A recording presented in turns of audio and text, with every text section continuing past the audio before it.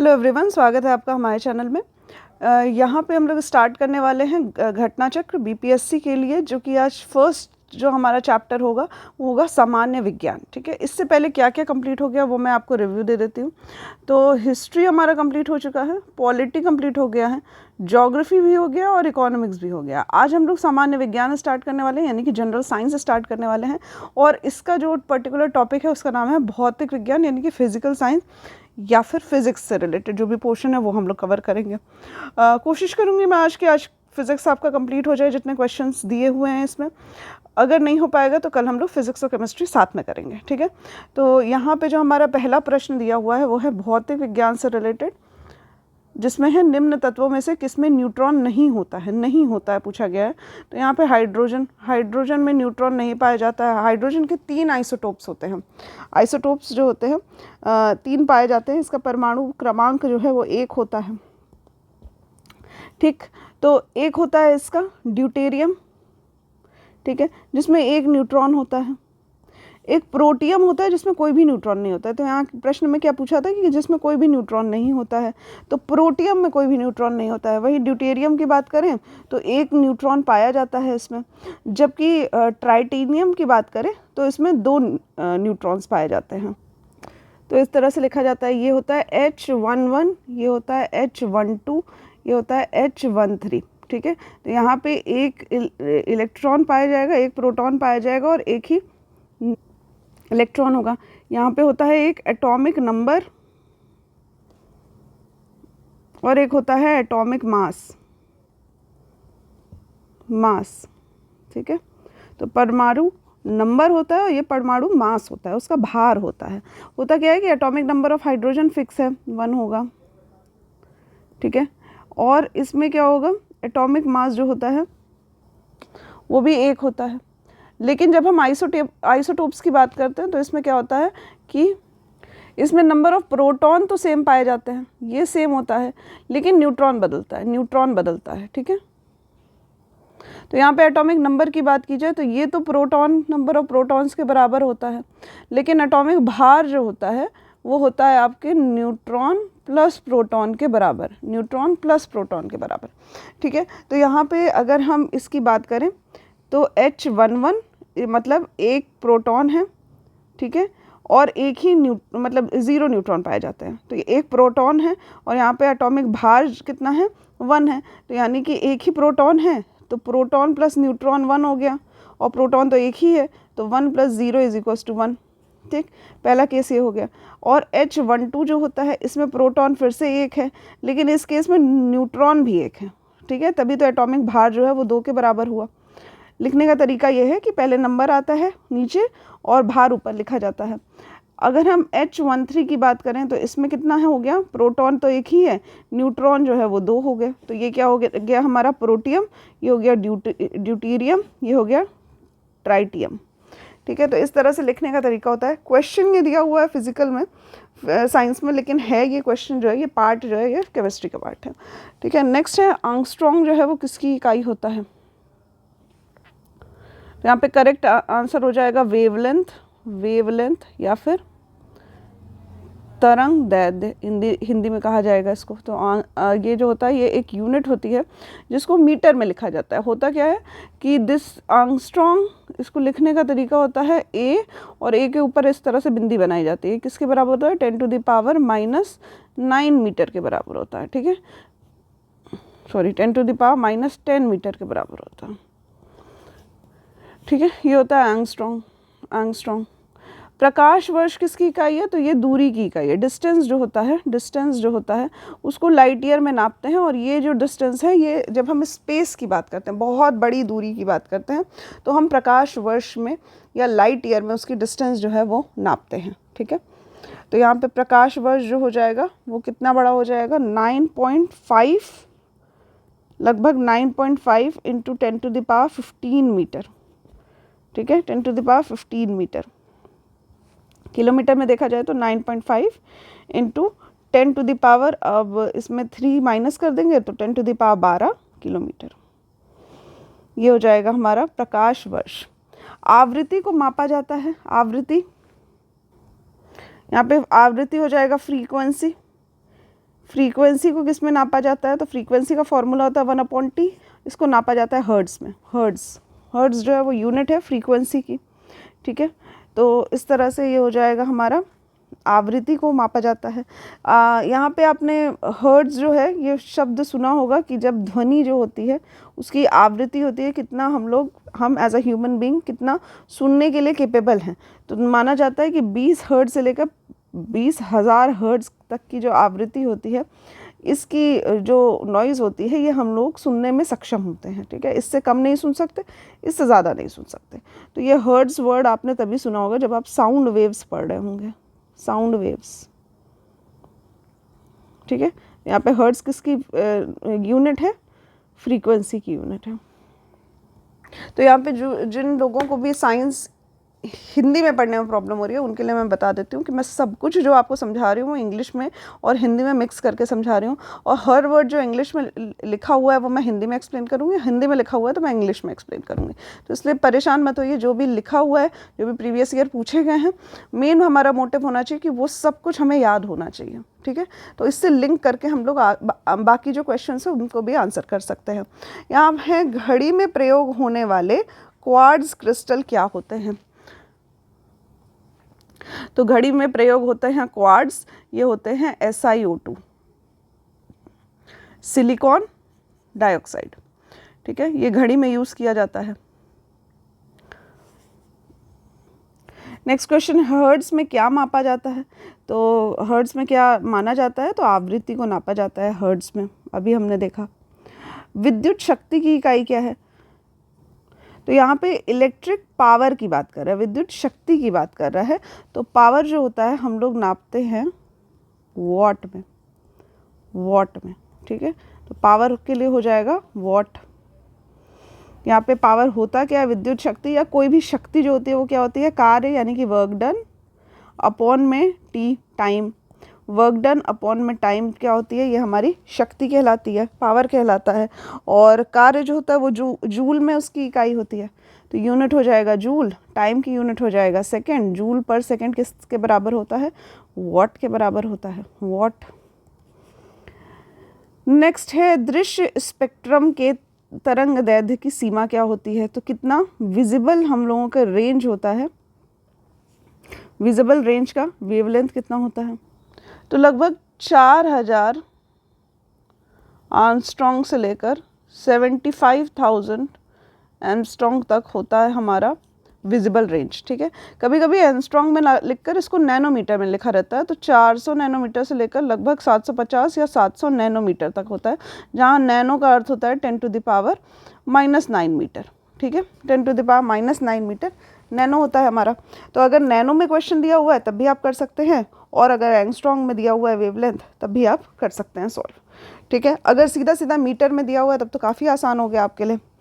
तो मीटर में हो जाएगा आपका लगभग 400 इंटू 10⁻⁹ मीटर से लेकर 750 इंटू 10⁻⁹ मीटर।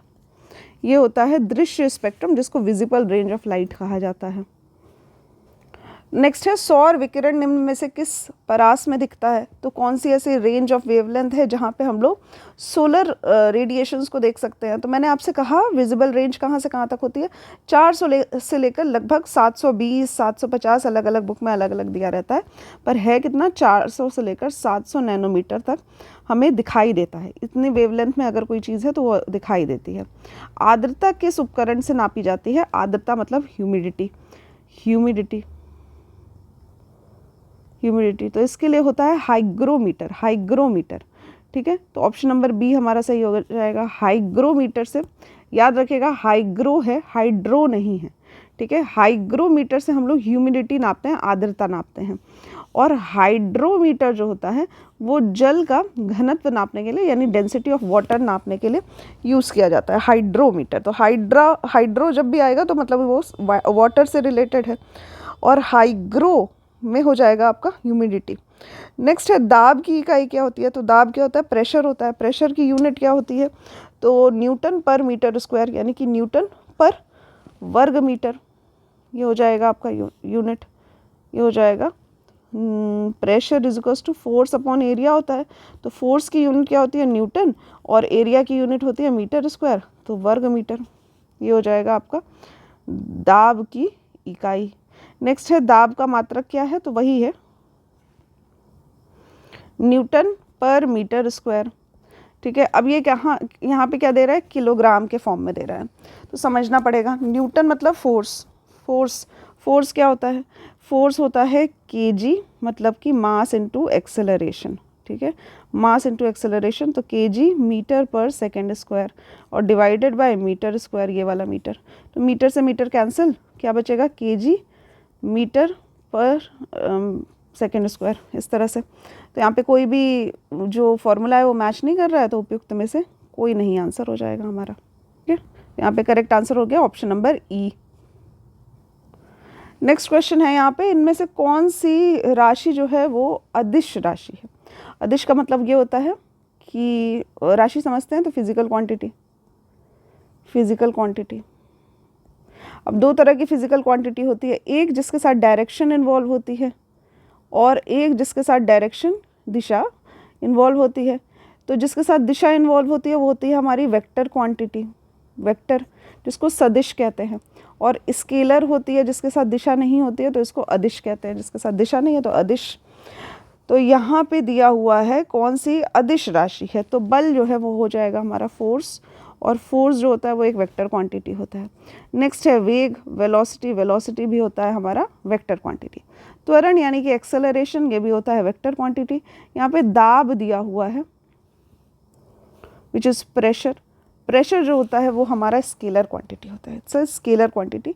प्रेशर के साथ साथ हम कोई डायरेक्शन नहीं बताते हैं, तो यहाँ पे हमारा ऑप्शन नंबर बी सही हो जाएगा। ठीक है, नेक्स्ट है निम्नलिखित में से किस राशि का मात्रक नहीं है, मात्रक ही नहीं है। यहाँ दिया हुआ है निम्नलिखित में से किस राशि का मात्रक नहीं है, मात्रक मतलब यूनिट नहीं है, यूनिट नहीं है। ठीक है, तो पहला ऑप्शन हमारा है प्रतिबल, प्रतिबल मतलब एक्शन रिएक्शन, फोर्स होता है ये, फोर्स। तो फोर्स का तो यूनिट होता है, क्या होता है, न्यूटन होता है, न्यूटन होता है। मैं इसको लिख दे रही हूँ, समझ में आ जाएगा, न्यूटन होता है। बल की बात की जाए तो ये भी फोर्स होता है, इसकी भी वैल्यू क्या होती है, न्यूटन होता है। दाब क्या होता है, तो प्रेशर होता है, न्यूटन पर मीटर स्क्वायर। नेक्स्ट है विकृति, विकृति, विकृति क्या होती है, स्ट्रेन होता है, स्ट्रेन, स्ट्रेन। इसको समझते हैं क्या होता है। तो मान लीजिए कोई फोर्स लगाते हैं, मान लीजिए ये कोई आपका एक मेटल पीस है, मेटल पीस है, और इस पे इस तरह से फोर्स लगाया गया, इधर से बल, इधर से बल। अब ये क्या होगा, थोड़ा सा कॉन्ट्रैक्ट होगा, तो मान लीजिए इतना अमाउंट जो है वो दब गया, तो डेल्टा एल क्या हो गया, कॉन्ट्रैक्ट हो गया। और जब ये दबा हुआ नहीं था तब इसकी ओरिजिनल लेंथ था एल, तो स्ट्रेन क्या हो जाएगा, जितना दबा हुआ पोर्शन है अपॉन में जितना ओरिजिनल है। तो ये क्या है, जितना दबा हुआ पोर्शन है ये अगर मीटर में है तो ओवरऑल लेंथ भी तो मीटर में है, तो मीटर से मीटर कैंसिल, ये क्या हो गया हमारा एक डायमेंशनलेस क्वांटिटी। ठीक है, तो स्ट्रेन क्या होता है, जिसकी कोई यूनिट नहीं होती है, क्योंकि यूनिट ऊपर नीचे कैंसिल हो जाती है। तो किसी वस्तु की विमा में या डायमेंशन में आया हुआ परिवर्तन और उस वस्तु की मूल विमा जो ओरिजिनल उसका डायमेंशन था, इसका जो अनुपात होता है उसी को हम लोग विकृति कहते हैं, स्ट्रेन कहते हैं। और स्ट्रेन जो होती है वो एक विमाहीन राशि होती है, यानी कि डायमेंशनलेस क्वांटिटी होती है, और इसका कोई भी मात्रक यानी कि यूनिट नहीं होता है। नेक्स्ट है सही कथन चुनिए, तो हमें बताना इनमें से कौन सा सही कथन है। तो लाल प्रकाश का तरंग दैर्ध्य जो है वो बैगनी प्रकाश से कम होता है। इसके लिए आपको ये एक सीक्वेंस याद करना पड़ेगा, विबग्योर। ठीक है, अब ये जो है ये है बढ़ता हुआ वेवलेंथ, वेवलेंथ, बढ़ता हुआ वेवलेंथ। वहीं अगर आवृत्ति की बात करें, फ्रीक्वेंसी की बात करें, तो ये इस तरह होता है, घटता हुआ क्रम होता है। तो सबसे कम आवृत्ति जो है फ्रीक्वेंसी रेड की होती है, सबसे ज़्यादा फ्रीक्वेंसी जो होती है वो वॉयलेट की होती है। तो फ्रीक्वेंसी या आवृत्ति की बात की जाए तो ऑपोजिट होता है, और वेवलेंथ की बात की जाए तो वॉयलेट का सबसे कम होता है, रेड का सबसे ज़्यादा होता है। ऑप्शन क्या क्या है, तो वी हो गया हमारा वॉयलेट यानी कि बैगनी रंग, आई हो गया हमारा इंडिगो रंग, बी से हो गया ब्लू नीला, ग्रीन G से हो जाएगा, Y से येलो, O से ऑरेंज और R से रेड कलर। तो होता क्या है कि सही कथन हो जाएगा हमारा लाल प्रकाश का जो तरंग दैर्ध्य है यानी कि हमारा वेवलेंथ है ये ज़्यादा होता है बैगनी प्रकाश की अपेक्षा में। ठीक है, तो ऑप्शन नंबर बी हमारा सही हो जाएगा। ठीक है, बाकी सभी ऑप्शन पढ़ लीजिए, सब गलत दिया हुआ है, ऑप्शन नंबर बी हमारा सही हो जाएगा। नेक्स्ट है, जब दिन में पानी पर साबुन की फिल्म दिखाई देती है तो यह सुंदर रंग दिखाती है, इस घटना का कारण क्या है। ठीक है, तो साबुन की एक फिल्म जैसी दिखाई देती है, उसके बाद उसमें कुछ रंग दिखाई देते हैं। कौन कौन से रंग दिखाई देते हैं, तो यही रंग दिखाई देते हैं। ठीक, इसका कारण क्या है, तो इसका कारण है प्रकाश का व्यतिकरण, इंटरफेरेंस। दो फिनोमिना होती है, एक इंटरफेरेंस होता है, एक डिफ्रैक्शन होता है, डिफ्रैक्शन। ठीक है, तो इंटरफेरेंस अभी आपने देखा कि साबुन पे एक फिल्म बन रही है और उसमें कई सारे सुंदर रंग दिखाई दे रहे हैं। डिफ्रैक्शन क्या होता है, तो डिफ्रैक्शन का अर्थ ये होता है कि मान लीजिए खिड़की के कोने हैं, तो खिड़की के कोने से जब लाइट आती है तो सीधी तो आती नहीं है, कुछ ऐसे आती है, इस तरह से। तो इतना एरिया लाइट जो है वो कवर कर देती है, हल्की आती है और यहाँ बीच में तेज़ रोशनी होती है, फिर यहाँ पे हल्की होती है। तो ये जो है कोनों पे जो मुड़ने वाली टेंडेंसी होती है इसको हम लोग डिफ्रैक्शन कहते हैं। तो दो फिनोमिना होती है, एक इंटरफेरेंस, एक डिफ्रैक्शन। ठीक, तो यहाँ पे साबुन पे जो फिल्म बन रही है वो हो जाएगा हमारा इंटरफेरेंस। ठीक है, तो दिन में पानी पर साबुन की फिल्म प्रकाश किरणों के व्यतिकरण यानी कि इंटरफेरेंस के कारण अनेक रंग की सुंदर प्रतिमा दिखाई देती है, इस तरह से। नेक्स्ट क्वेश्चन है, एक परमाणु के केंद्र का धनावेशित हिस्सा क्या कहलाता है। ठीक है, तो यहाँ पे न्यूट्रॉन और प्रोटॉन जो जिस एरिया में रहते हैं किसी भी एटम में वो कहलाता है उसका न्यूक्लियस। तो ये हो जाएगा न्यूक्लियस और इसके चारों ओर क्या हो जाएगा, ऑर्बिट, जिसमें इलेक्ट्रॉन क्या करते हैं, रिवॉल्व करते हैं। ठीक है, तो ये इलेक्ट्रॉन हो गया और ये न्यूक्लियस के अंदर क्या हो गया, प्रोटॉन प्लस न्यूट्रॉन। ठीक, तो ये हो गया न्यूक्लियस। नेक्स्ट है, एक ठोस के सीधे गैस में परिवर्तन को कहते हैं। तो यहाँ पे सॉलिड जो है जब डायरेक्टली गैस में परिवर्तित होता है तो इसको कहा जाता है सब्लिमेशन यानी कि हिंदी में है ये ऊर्ध्वपातन। तो ये प्रक्रिया क्या होती है, जैसे कि कपूर होता है ना हमारा, कपूर जलाते हैं तो कपूर पानी नहीं बनता है, सीधा बन जाता है वेपर, गैस बन जाती है। तो ये होता है हमारा फिनोमेना, कौन सा फिनोमेना, सब्लिमेशन। ठीक है, ठोस जो है वो डायरेक्ट गैस में परिवर्तित हो गया। नेक्स्ट क्वेश्चन है, वह ताप बिंदु जिस पर ठोस, द्रव और गैसीय अवस्थाएं जो है एक साथ रह सकती हैं। ठीक है, तो एक ऐसा पॉइंट जहाँ पर सॉलिड, लिक्विड और गैस तीनों एक साथ मिलता है तो इसको त्रिक बिंदु कहते हैं हम लोग, ट्रिपल पॉइंट कहते हैं, ट्रिपल पॉइंट। ठीक है, तो यहाँ पे ट्रिपल पॉइंट जो होता है इसको मेंशन किया गया है, इस पे 611 पास्कल होता है दाब। ठीक है, प्रेशर जो होता है वो 611 पास्कल होता है और जो टेम्परेचर होता है वो होता है लगभग 273.16 केल्विन। ठीक है, तो डिग्री सेल्सियस में देखा जाए तो 0.01 डिग्री सेल्सियस। ठीक है, प्रेशर और टेम्परेचर एक साथ देख लीजिए, इतना प्रेशर होना चाहिए, इतना टेम्परेचर होना चाहिए, तो वो क्या होता है, एक त्रिक बिंदु होता है, मतलब एक साथ सॉलिड, लिक्विड और गैस पाया जाएगा। ठीक है, इस तरह का स्ट्रक्चर पाया जाएगा। नेक्स्ट है, कॉस्मिक किरणें क्या होती हैं। तो ये क्या होती है, ये एक चार्ज्ड पार्टिकल होती हैं, आवेशित कण होती है जिनकी स्पीड बहुत ज़्यादा होती है। तो कॉस्मिक वर्ड जो है ये इलेक्ट्रोमैग्नेटिक रेज नहीं है, वेव्स नहीं है, पर ये कहाँ पाई जाती है, स्पेस में पाई जाती हैं। ठीक है, स्पेस में कॉस्मिक वेव्स का नाम सुना होगा आपने। तो ये क्या वेव्स होती हैं, ये एक आवेशित कण होते हैं। ठीक है, चार्ज पार्टिकल्स होते हैं जो कि प्रकाश की गति से चलते हैं, मतलब इनकी स्पीड जो होती है वो काफ़ी ज़्यादा होती है, 3 × 10⁸ मीटर पर सेकेंड की स्पीड से चलते हैं। नेक्स्ट 2G स्पेक्ट्रम में जो अक्षर है G, इसका मतलब क्या है, तो G का मतलब क्या है, 2G, G का मतलब है generation, second generation spectrum. Next है, रेडार का आविष्कारक कौन है, रेडार, का आविष्कारक हैं रॉबर्ट वॉटसन। ठीक है, इन्होंने रडार की डिस्कवरी की थी, रेडियो डिटेक्शन एंड रेंजिंग। 1935 में ये डिस्कवरी जो है वो की गई थी। नेक्स्ट है गॉड पार्टिकल क्या है, तो ये एक हिग्स बोसॉन है, हिग्स बोसॉन भी कहा जाता है इसको, गॉड पार्टिकल या फिर हिग्स बोसॉन एक ही चीज़ है। तो ये क्या होता है, ये एक मूल कण है जिसकी प्राथमिक परिकल्पना जो है वो 1964 में की गई थी। ठीक है, और 2013 में इसका सत्यापन किया गया था फाइनली। तो इसको एक ईश्वरी कण कहा जाता है या फिर गॉड पार्टिकल कहा जाता है।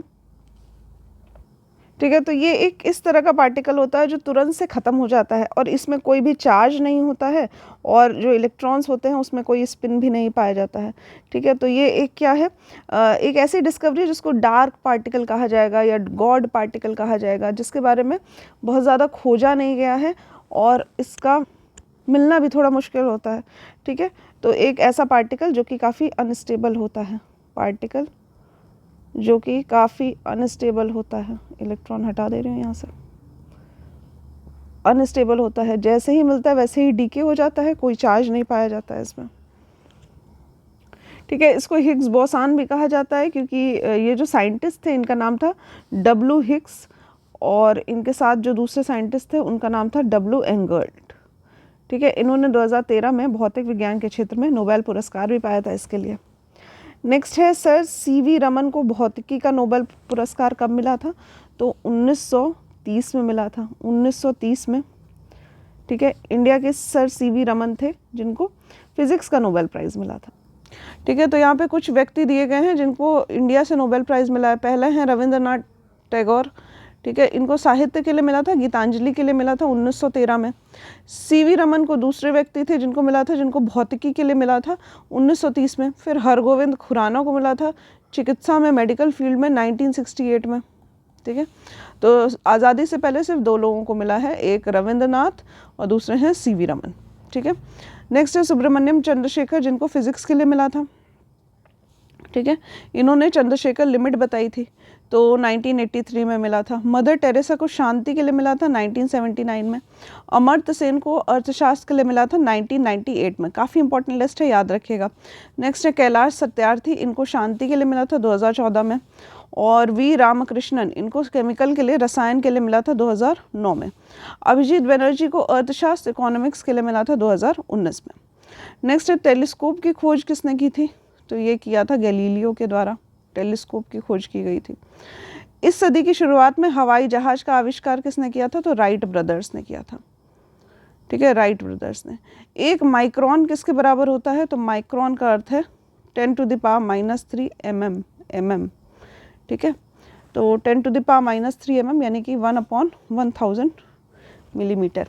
40 डिग्री सेल्सियस का मान कितना है, तो डिग्री सेल्सियस को फ़ारेनहाइट में बदलने के लिए +273 करते हैं, तो 40 + 273 कर लीजिए, आंसर आ जाएगा।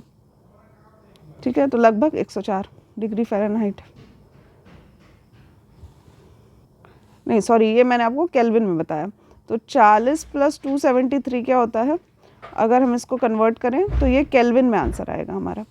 और फ़ारेनहाइट को सेल्सियस में बदलने के लिए जो फॉर्मूला होता है वो होता है F = 9/5 C + 32। नेक्स्ट क्वेश्चन है क्रोमेटोग्राफी की जो तकनीक है इसका प्रयोग किस में होता है, तो क्रोमेटोग्राफी जो होती है वो एक मिश्रण से, मिक्सचर जो होता है, इससे जो विभिन्न पदार्थ होते हैं इनको अलग करने का, सेपरेशन का जो प्रोसेस होता है उसको हम लोग क्रोमेटोग्राफी कहते हैं। यानी कि ऑप्शन नंबर डी, एक मिश्रण से पदार्थों को अलग करने का जो तकनीक होता है इसको क्रोमेटोग्राफी कहा जाता है। नेक्स्ट है लोलक यानी कि पेंडुलम की जो कालावधि होती है, टाइम पीरियड होता है, ये क्या होता है, तो इसका एक फॉर्मूला होता है T = 2π√L/g। ठीक है, तो किस पे डिपेंड करता है, ये लंबाई पे डिपेंड करता है। तो इस तरह से अगर पेंडुलम है तो इसकी जो लंबाई है वो L हो जाएगी। और G क्या होता है, तो एक्सेलरेशन ड्यू टू ग्रेविटी। ठीक है, G का मान पता ही होगा 9.8 मीटर/सेकंड²। तो यहाँ पे ये कांस्टेंट हो गया 2π और G भी कांस्टेंट हो गया, क्या बचा, तो लेंथ। ठीक है, तो लंबाई के ऊपर निर्भर करता है ये। तो यहाँ पे ये हमारा करेक्ट आंसर हो जाएगा। नेक्स्ट क्वेश्चन है बल जो है वो गुणनफल है, ठीक है, किसका है? तो force is equal to mass into acceleration होता है, तो मास हो जाएगा द्रव्यमान, ए हो जाएगा त्वरण एक्सेलरेशन, ठीक है। ऑप्शन नंबर बी हमारा सही हो जाएगा, ठीक है। नेक्स्ट है त्वरण ज्ञात करने का सही सूत्र क्या है? तो फॉर्मूला क्या है? तो हमने फॉर्मूला पढ़ा है इक्वेशन ऑफ मोशन में v is equal to u plus a t, जिसमें v जो होता है वो होता है आपका फाइनल वेलोसिटी, u होता है इनिशियल वेलोसिटी, तो a क्या हो जाएगा? v minus you by T. Option number A हमारा सही हो जाएगा, ठीक है। नेक्स्ट निम्नलिखित में से कौन सी राशि जो है वो सदिश है? सदिश मतलब जिसके साथ दिशा होती है, यानी कि वेक्टर क्वांटिटी, वेक्टर क्वांटिटी। तो कौन सी वेक्टर क्वांटिटी नहीं है बतानी है, ठीक है। नहीं है यानी कि स्केलर है, स्केलर है। तो सबसे पहला है विस्थापन, विस्थापन मतलब डिस्प्लेसमेंट, डिस्प्लेसमेंट वेक्टर क्वांटिटी है। वेग है, वेलोसिटी, ये भी आपकी वेक्टर क्वांटिटी है। बल यानी कि फोर्स, वेक्टर क्वांटिटी है। आयतन मतलब वॉल्यूम, वॉल्यूम जो होता है वो होता है स्केलर क्वांटिटी, इसके साथ दिशा नहीं इन्वॉल्व होती है। नेक्स्ट क्वेश्चन है पदार्थ के संवेग और वेग के अनुपात में से कौन सी भौतिक राशि प्राप्त होती है? तो संवेग क्या होता है? मोमेंटम, मास इनटू वेलोसिटी, और वेग क्या होता है? वेलोसिटी। तो इनका अनुपात कर दीजिए, क्या मिलेगा? m मिलेगा, यानी कि द्रव्यमान, द्रव्यमान, ठीक है, ये होता है। नेक्स्ट है 1 किलोमीटर दूरी का क्या तात्पर्य है? तो 1 किलोमीटर में एक होते हैं 1000 मीटर, ठीक है। नेक्स्ट है एक पिकोग्राम, पिकोग्राम किसके बराबर है? तो पिको वर्ड जहाँ आएगा वो है 10 टू द पावर -12, ठीक है। अब ये पिकोग्राम हो सकता है, पिकोमीटर हो सकता है, पिको कुछ भी हो सकता है। तो पिको वर्ड का मतलब होता है 10 to the power -15, sorry 12, -12। Next question है आप एक लिफ्ट में खड़े हैं, ठीक है, तो यहाँ लिफ्ट वाली प्रॉब्लम है। लिफ्ट में आप खड़े हैं और लिफ्ट के फर्श पर आपके भार द्वारा लग रहा बल कितना होगा, ठीक है। तो एक व्यक्ति अगर लिफ्ट में खड़ा है तो इसका भार कितना लगेगा? mg लगेगा, mass into acceleration due to gravity. अब यहाँ पे ट्विस्ट ये है कि लिफ्ट जो है वो सिर्फ खड़ी नहीं है, लिफ्ट जो है वो चल भी रही है और इसका कुछ एक्सेलरेशन भी है, ठीक है। तो यहाँ पे मैं लिख दे रही हूँ लिफ्ट जो है वो या तो ऊपर जा रही है या तो नीचे जा रही है, और इसका जो एक्सेलरेशन है वो g के बराबर है, ठीक है। तो यानी कि इसके वजह से जो फोर्स लगने वाला है इस पर्टिकुलर लिफ्ट पे या इस पर्टिकुलर आदमी पे, वो लगने वाला है m इंटू एक्सेलरेशन, लेकिन एक्सेलरेशन किसके बराबर है? mg के बराबर है, ठीक है। तो अगर लिफ्ट जो है वो ऊपर जा रही है तो ऊपर जाती हुई लिफ्ट का एक स्वीडो फोर्स होता है जो कि नीचे लगता है, ठीक है, नीचे लगता है, यानी कि यह mg नीचे लगेगा आदमी के ऊपर, ठीक है। तो आदमी जो कि लिफ्ट के अंदर है, तो जब लिफ्ट ऊपर जाएगी तो इस पे जो स्वीडो फोर्स लगेगा वो mg नीचे लगेगा। तो यहाँ पे इसका टोटल मान क्या हो जाएगा? इसका भार जो है वो बढ़ जाएगा, 2 mg लगेगा, ठीक है, 2 mg लगेगा। अगर लिफ्ट जो है वो त्वरण से नीचे आ रही है, नीचे की तरफ आ रही है, तो इस पे जो स्वीडो फोर्स लगेगा आदमी पे वो ऊपर की तरफ लगेगा, उल्टा लगता है स्वीडो फोर्स। तो इस केस में mg क्या लगेगा? ऊपर की तरफ लगेगा, और ऊपर नीचे दोनों mg क्या हो जाएंगे? एक दूसरे से को कैंसिल कर देंगे, और भार जो हो जाएगा वो हो जाएगा शून्य, शून्य हो जाएगा। तो टोटल जो हो जाएगा वेट वो हो जाएगा 0। ऑप्शन नंबर बी हमारा सही हो जाएगा। नेक्स्ट है लिफ्ट में 9.8 मीटर पर सेकंड के त्वरण से किसी भी दिशा में जाते समय शून्य होगा, ये तो गलत है, हो नहीं सकता। अगर लिफ्ट ऊपर जा रही है उस केस में स्वीडो फोर्स नीचे लगेगा और 2 mg हो जाएगा, लेकिन अगर नीचे आ रही है तो स्वीडो फोर्स क्या लगेगा? ऊपर लगेगा, और दोनों क्या हो जाएगा? कैंसिल हो जाएगा, ठीक है। तो यहाँ पे बल क्या हो जाएगा? शून्य हो जाएगा। नेक्स्ट है यदि एक पंख, एक रबड़ की गेंद और एक लकड़ी की गेंद निर्वात में एक समान ऊंचाई से स्वतंत्रता पूर्वक एक साथ गिर रहे हैं तो क्या होगा? कौन पहले पहुंचेगा? तो एक बहुत हल्का चीज़ जो कि पंख है, एक थोड़ा उससे भारी चीज़ रबड़ की गेंद है, एक सबसे भारी चीज़ लकड़ी की गेंद है। इनको अगर नीचे फेंका जा रहा है तो कौन पहले गिरेगा? सबको एक समान ऊंचाई से फेंका गया, तो इसी को कहते हैं फिज़िक्स की ब्यूटी, ठीक है, साइंस की खूबसूरती इसी को कहा जाता है। यहाँ पे तीनों ही, सबसे हल्की चीज़, सबसे भारी चीज़ जो भी हो, तीनों ही एक साथ ज़मीन पर पहुँचेंगे, ठीक है। तो ये हो जाएगा हमारा करेक्ट आंसर। तो निर्वात यानी कि वैक्यूम की स्थिति में क्या होगा, वैक्यूम की स्थिति में होगा जो वायु का प्रतिरोध है वो ज़ीरो हो जाएगा, ठीक है। तो एयर रेजिस्टेंस क्या हो गई, ज़ीरो हो गई।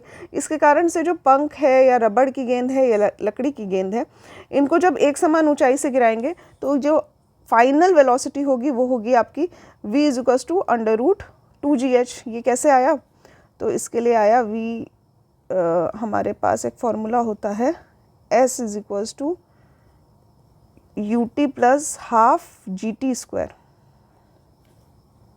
ठीक है। एक फॉर्मूला होता है v = u + at और एक फॉर्मूला होता है v² = u² + 2gh, ठीक है। g इसलिए ले रहे हैं क्योंकि हम लोग हाइट से गिरा रहे हैं किसी चीज़ को। जब हाइट से गिरा रहे हैं तो एक्सेलरेशन नहीं, g ले रहे हैं। तो यहाँ पे क्या हो जाएगा, जब फेंका गया तो हमने बस नीचे की तरफ स्वतंत्रता पूर्वक उसको गिरा दिया। जब हम गिराएंगे तो हम कोई उसको वेग नहीं दे रहे हैं, यानी कि उसकी इनिशियल वेलोसिटी क्या हो गई, ज़ीरो। तो इस केस में v क्या हो गया, √2gh के बराबर। तो ये इसमें कहीं पे भी मास का टर्म नहीं आ रहा है, यानी कि कोई भी मास हो उसको अगर हम एक ही ऊंचाई से गिरा रहे हैं तो उनका जो फाइनल वेलोसिटी क्या होगा, नीचे पहुंचते पहुंचते एक ही रहेगा, ठीक है, ठीक है। नेक्स्ट क्वेश्चन है, वायु में ध्वनि तरंग होती है, ठीक है। तो वायु में जो ध्वनि तरंग होती है ये एक अनुदैर्ध्य होती है, यानी कि लॉन्गिट्यूडिनल वेव होती है, लॉन्गिट्यूडिनल, ठीक है। लॉन्गिट्यूडिनल का अर्थ क्या होता है कि इस तरह से चलती है, एक इस तरह से लाइन हम लोग दिखाते हैं। ये क्या है, ध्वनि तरंग है, कहीं पे ज़्यादा दूरी, कहीं पे कम दूरी, फिर कहीं पे ज़्यादा दूरी, फिर कहीं पे कम दूरी। ये क्या होती है, हमारी ध्वनि तरंगें होती है, sound waves, sound waves. Next question है, रेत और नेप्थलीन के मिक्सचर को किसके द्वारा पृथक किया जा सकता है। तो यहाँ पे आंसर हो जाएगा हमारा सब्लिमेशन, ऑप्शन नंबर ए हमारा सही हो जाएगा, ठीक है। तो ये सीधा सॉलिड से गैस में कन्वर्ट होता है, ठीक है। नेप्थलीन जो होता है वो सीधा सॉलिड से गैस में कन्वर्ट होता है, ठीक है। तो जब इसको गर्म करेंगे तो ये सीधा गैस में परिवर्तित हो जाएगा और क्या बचेगा, तो रेत बचेगा, सिर्फ सैंड बचेगा, ठीक है। तो यहाँ पे ये एंड होता है आज का हमारा लेक्चर, ठीक है। जो भी मैंने आपको पढ़ाया है अगर वो आपको समझ में आया है तो अच्छी बात है एक बार में, अगर नहीं समझ में आया तो वीडियो को पॉज करिए और जो जो पोर्शन समझ नहीं आया उनका एक शॉर्ट नोट्स बना लीजिए, ठीक है। तो आज के लेक्चर बस इतना ही। Thank you for watching.